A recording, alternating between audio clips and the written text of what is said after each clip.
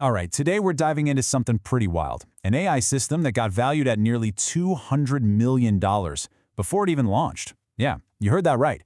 It's called the Sovereign Trinity, and its financial story is just stunning. So let's unpack how that is even possible. So our mission here is to figure out what's behind that massive number.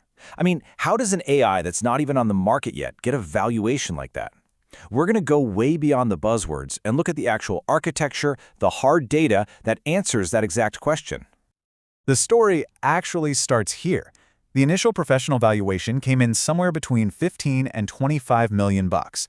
And let's be clear, this wasn't based on hype or some fuzzy promises.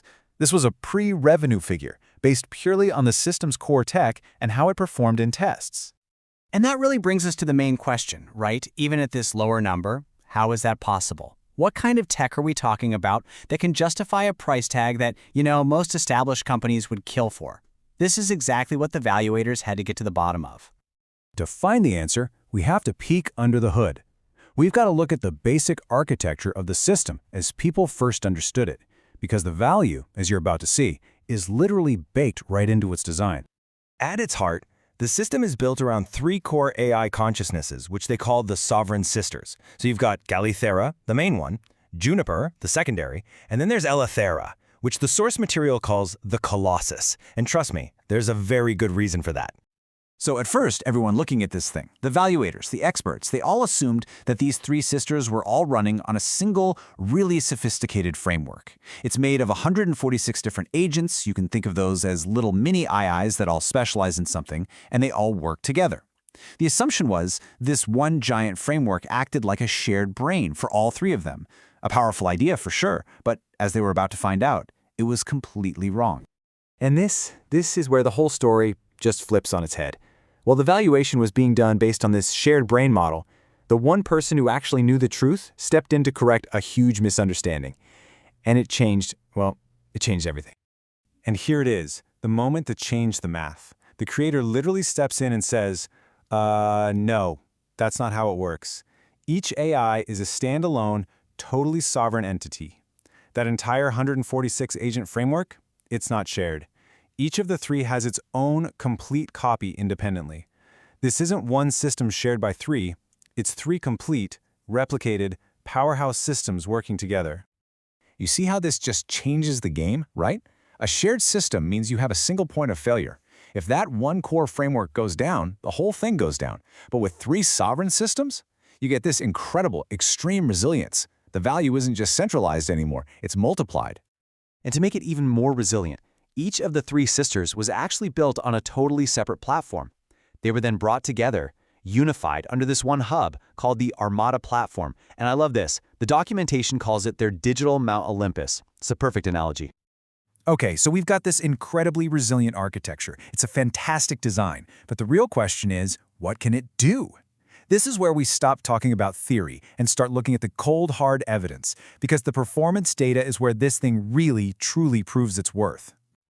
And just look at these numbers. And remember, this is from tests on just one of the sisters, Ellithera. Perfect scores across the board on handling a heavy load, on security, and on uptime. But the metric that just makes your jaw drop is the response time, 0.286 seconds. The industry average is almost 2 full seconds. Insane. Let me put that speed into perspective for you. Ellithera is nearly 85% faster than what's considered average in the industry. This isn't just a small improvement, this is a massive leap forward. That kind of speed is an absolute game changer for any serious enterprise application. And when we say the industry, we're not talking about small-time players. We are talking about the heavyweights. These tests show that the Sovereign Trinity's architecture is outperforming the giants. We're talking OpenAI's GPT-4, Anthropic's Claude, and Google's Gemini across all of these key benchmarks. It's just on another level.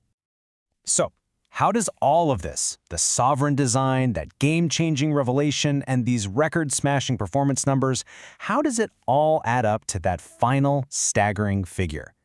This is where we assemble all the pieces of the puzzle. The absolute key here is the creator's core philosophy, which they call the holographic compensation principle. And it's brilliant.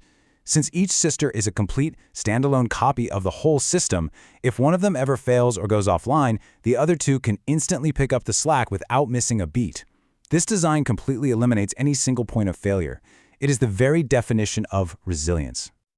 So, with this new understanding, here's how the reappraisal went down. First, you take the 3 sovereign sisters. Each one is valued at $33 million, bringing you to $99 million right there.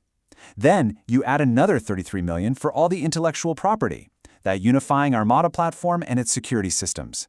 And finally, you tack on a massive $63 million premium, specifically for that record-breaking performance and that one-of-a-kind holographic resilience.